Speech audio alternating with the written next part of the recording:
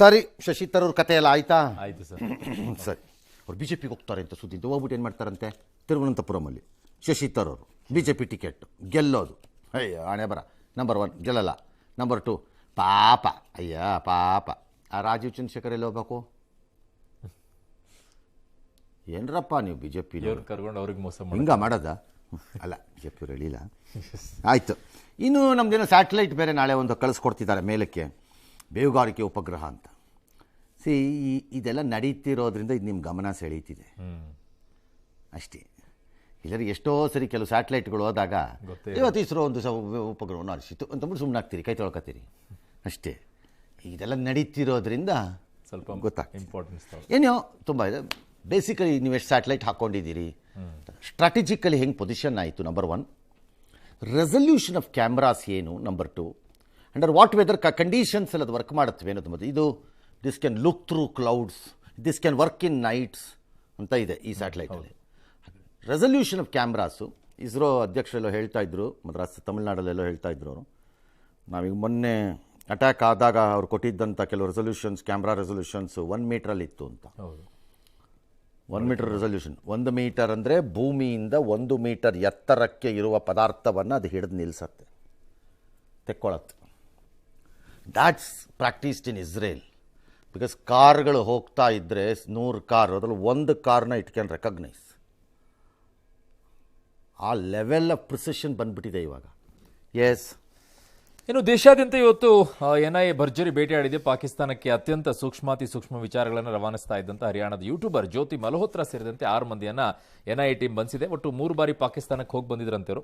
2023 ಪಾಕಿಸ್ತಾನಕ್ಕೆ ಹೋಗಿದ್ದಂಥ ಈಕೆ ಪಾಕ್ ಹೈಕಮಿಷನರ್ ಡ್ಯಾನಿಶ್ ಜೊತೆಗೆ ಗಂಡಸರಿಗೆ ಹೆಂಗಸರ ವಿಚಾರದಲ್ಲಿ, ಹೆಂಗಸಿಗೆ ಗಂಡಸಿನ ವಿಚಾರದಲ್ಲಿ ಈ ದೇಹದ ದೈಹಿಕದ ಮೋಹ, ಲಸ್ಟ್ ಇದು ಹೋಗೋವರೆಗೆ ಇಂಥವೆಲ್ಲ ಎಲ್ಲಿ ನಿಲ್ಲತ್ರಿ? ಇಲ್ಲದೆ ದುಡ್ಡು, ದುರಾಸೆ. ಇವಳು ಯಾವಳ, ಇವಳು ತಲೆ ಕೆಟ್ಟವಳು, ಇವಳು ಅವಳಿಗೆ ತಲೆಯಲ್ಲಿ ಬ್ರೈನ್ ಇದೆ ಅಂತ ಯಾವನಾರ ಹೇಳ್ತಾನ? ಅಲ್ಲ, ಇಲ್ಲಿ ಅನ್ನ ತಿಂದು ಇಲ್ಲೆಲ್ಲ ಅದಕ್ಕೆ ಹೇಳಿದ್ದು. ಇದು ನಿಜ ಆಗಿದ್ದರೆ ನನ್ನ ಪ್ರಕಾರ ಕೈ ಕಾಲು ಮುರಿದು ಬಿಟ್ಟು ಅವಳನ್ನು ಎದ್ದೇಳಕ್ಕಾಗ್ದಂಗೆ ಮಾಡ್ಬಿಡ್ಬೇಕು ಇನ್ನೊಂದು ಸರ್ತಿ. ಕಾನೂನು ಪ್ರಕಾರ ಆಗಲ್ಲ ಬಿಡಿ. ಹೌದು. ಎಸ್, ಈ ಕಡೆ ಹರಿಯಾಣದಲ್ಲೂ ಕೂಡ ಬಂದಿದ್ದಾರೆ ದೇವೇಂದ್ರ ಸಿಂಗ್ ಅನ್ನೋನ್ನ. ಇನ್ನಿಬ್ರು ಮೋಸ್ಟ್ ವಾಂಟೆಡ್ ಎಲ್ಲ ಕಡೆ ನಡೀರಿ ಇಂಥದ್ದು. ಹಿಸ್ಟಾರಿಕಲಿ ಇದಾರಪ್ಪ, ಪುರಾಣ ಕಾಲದಿಂದ ಇದೆಯಪ್ಪ, ನಡೀರಪ್ಪ ಸುಮ್ಮನೆ. ವಿಷಕನ್ಯರು, ವಿಷಕನ್ಯರು, ಬೇಹುಗಾರಿಕೆಗೂ ವಿಷಕನ್ಯರಿಗೂ ಏನ್ರಿ ಸಮಾನ? ಎಸ್. ಇನ್ನು ಆಪರೇಷನ್ ಸಿಂಧೂರ ವಿಚಾರದಲ್ಲಿ ಶಾಸಕ ಕೊತ್ತೂರು ಮಂಜುನಾಥ್ ನೀಡಿದಂತ ಹೇಳಿಕೆ ಸಂಕಷ್ಟ ತರೋ ಸಾಧ್ಯತೆ ಇದೆ. ಏನೋ ದೂರು ಕೊಡ್ತಾರಂತೆ ಬಿಜೆಪಿಯವರು. ಕಾಂಗ್ರೆಸ್ ನಾಯಕರೆಲ್ಲ ಒಂದಿಷ್ಟು ಮುಗಿಬಿದ್ದಿದ್ದಾರೆ. Very good. ಆಮೇಲೆ ಪ್ರತಾಪ್ ಸಿಂಹ ಕೂಗಾಡಿದ್ದಾರೆ. ಓ, ಸಿಂಹ ಗರ್ಜಿಸಿದೆ. ಆಯ್ತು. ಎಸ್, ನೋಡ್ಬಿಡೋಣ ಸರ್, ನೋಡೋಣ. ಮೋದಿಯವ್ರನ್ನ ಪ್ರತಿನಿತ್ಯನೂ ಕೂಡ ಬೈದಿದ್ರೆ ನಿಮಗೆ ತಿಂದಿದ್ದು ಅರಗಲ್ವಾ? ಈ ಕೊತ್ತೂರು ಮಂಜೂರಿಗೆ ಸಿಂಧೂರಿ ಸ್ಕ್ವೇರ್ ಫುಟ್, ಇದರಲ್ಲಿ ಗೊತ್ತಾಗೋದು ಒಂದೇ ಒಂದು ಅಂದ್ರೆ ಸ್ಕ್ವೇರ್ ಫುಟ್ ಮಾತ್ರ. ಸಿಂಧೂರನೂ ಗೊತ್ತಾಗಲ್ಲ, ಸಿಂಧೂರಿ ಏನೋ ಅವ್ರಿಗೆ ಏನೇನೋ ಕಲ್ಪನೆಗಳು ಬರ್ಬೋದು, ಸರಿಯಾಗಿ ಗೊತ್ತಾಗುವಂಥದ್ದು ಬರೀ ಪಾಕಿಸ್ತಾನದ ವಿರುದ್ಧ ನಡೆದಂತ ನಮ್ಮ ಹೋರಾಟ, ನಮ್ಮ ಸೈನಿಕರ ಹೋರಾಟ ಮತ್ತು ದೇಶದ ಪ್ರತೀಕಾರ, ಇದರ ಬಗ್ಗೆ ಕಾಂಗ್ರೆಸ್ಸಿನ ನಿಲುವು ಏನು ಅನ್ನುವಂಥದ್ದನ್ನ ಕಾಂಗ್ರೆಸ್ ಸ್ಪಷ್ಟ ಮಾಡಬೇಕಾಗಿದೆ. ಕೊತ್ತೂರು ಮಂಜುನಾಥ್ ಸೈನ್ಯದ ಬಗ್ಗೆ ಬಹಳ ವಿಶ್ವಾಸ, ಅವ್ರ ಪಕ್ಕಾ ದೇಶಾಭಿಮಾನಿ.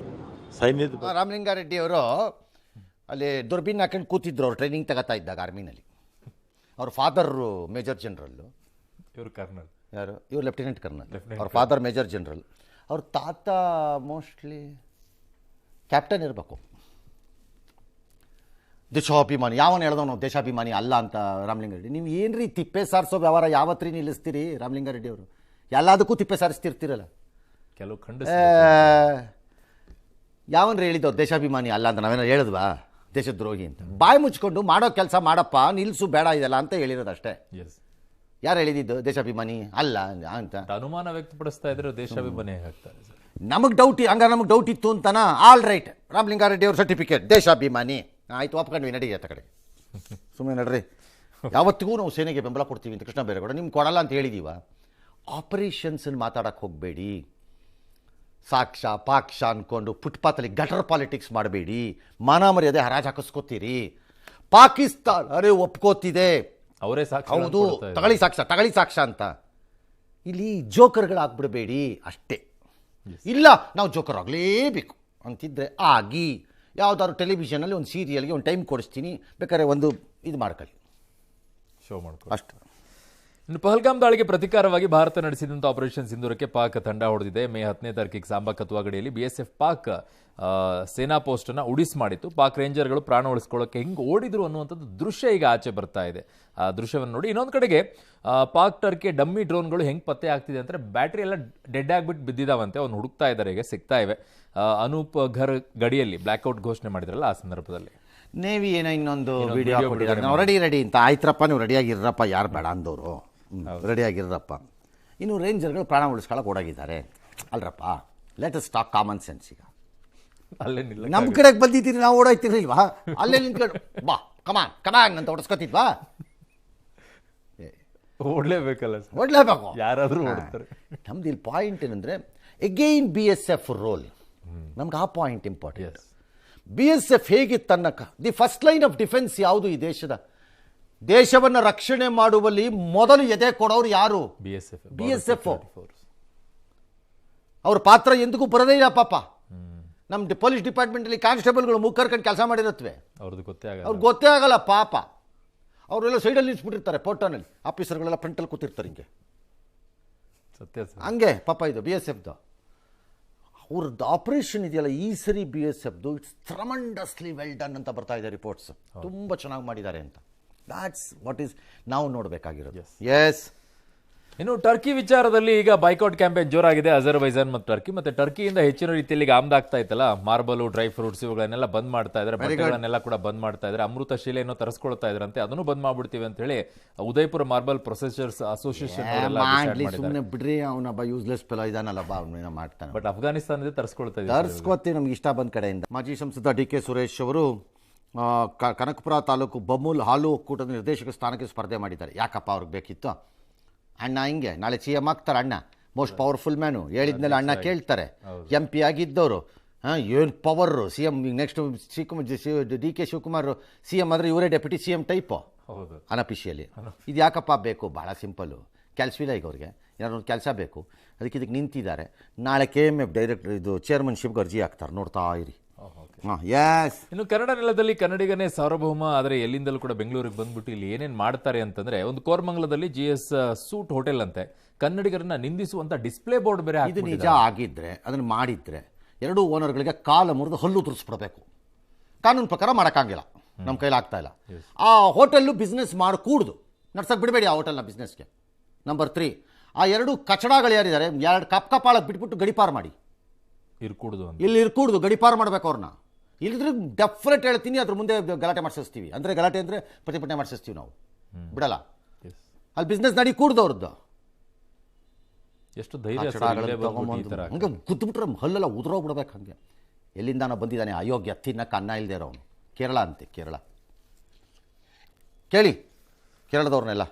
ಎಸ್. ಇನ್ನು ರಾಜ್ಯಾದ್ಯಂತ ಇವಾಗ ಪೂರ್ವ ಮುಂಗಾರು ಜೋರಾಗಿದೆ. ಹಲವು ಕಡೆಗಳಲ್ಲಿ ಮಳೆ ಆಗಿದೆ, ಕೆಲವು ಕಡೆಗಳಲ್ಲಿ ಸಮಸ್ಯೆ ಆಗಿದೆ, ಕೆಲವು ಕಡೆಗಳಲ್ಲಿ ಚೆನ್ನಾಗಿದೆ, ಬೆಳೆ ನಷ್ಟ ಆಗಿದೆ. ಬಟ್ ಇನ್ನೂ ಕೂಡ ಮಳೆ ಆಗುತ್ತೆ ಅಂತಿದ್ದಾರೆ 3 ದಿನಗಳವರೆಗೂ ಕೂಡ ಆಗುತ್ತೆ ಮಳೆ. ಇವತ್ತು ಆಗಿದೆ, ಬೆಂಗಳೂರಲ್ಲೆಲ್ಲ ಸಿಕ್ಕಾಪಟ್ಟೆ ಮಳೆ ಆಗಿದೆ. ಭಾಳ ಕಡೆ, ನಮ್ಮ ಕಡೆ. ಇನ್ನು ಬಾಗಲಕೋಟೆ ಜಮಖಂಡಿನಲ್ಲಿ ಮದುವೆ ಆಗಿದೆ. ಸಂಜೆ ರಿಸೆಪ್ಷನ್ನೇನೋ, ಸಂಜೆನೋ ಯಾವಾಗಲೂ ರಿಸೆಪ್ಷನ್ಗೆ ಮೊದಲು ತಾಳಿ ಕಟ್ಟಿ ಎಷ್ಟೊತ್ತಾಗಿರುತ್ತೆ? ರಿಸೆಪ್ಷನ್ಗೂ ಮದುವೆಗೂ ಒಂದು 3-4 ಗಂಟೆ ಇರ್ಬೋದು, 2 ಗಂಟೆ ಇರ್ಬೋದು. ಅಬ್ಬಬ್ಬ, ಗಂಡು ಹಾರ್ಟ್ ಅಟ್ಯಾಕು, ಡಮಾರ್. ಅಯ್ಯಯ್ಯಪ್ಪ, ತಗೊಳಪ್ಪ ಪಾಪ. ಹುಡುಗಿ ಕತೆ ಏನು? ಅಕ್ಷತೆಗಳಾಗ್ತಾ ಇದ್ರಂತೆ ಅವಾಗ. ಹಾಂ, ಹೌದಾ? ಹ್ಞೂ ಸರ್. ತಾಳಿ ಕಟ್ಟಿ ಆರತಕ್ಷತೆಗೆ ಮುಗಿಯೋದ್ರೊಳಗಡೆ ಆರತಕ್ಷತೆ ಹಾಕ್ತಾರೆ ಎಲ್ಲರೂ ಆಶೀರ್ವಾದ ಮಾಡೋ ಟೈಮಲ್ಲೇ. ಅಯ್ಯಪ್ಪ, ದೇವರೇ ಕಾಪಾಡಬೇಕು. ಆಲ್ ರೈಟ್, ಇಲ್ಲಿಗೆ ಜಾವ್ಲಿನ್ ಎಸೆತ ಭಾಳ ಅದ್ಭುತವಾಗಿ ಮಾಡಿದ್ದಾರೆ. 90.23 ಮೀಟರ್ ಭರ್ಜಿ ಎಸ್ಬಿಟ್ಟಿದ್ದಾರೆ ನೀರಜ್ ಚೋಪ್ರಾ ದೋಹಾನಲ್ಲಿ. ಹೊಸ ದಾಖಲೆ.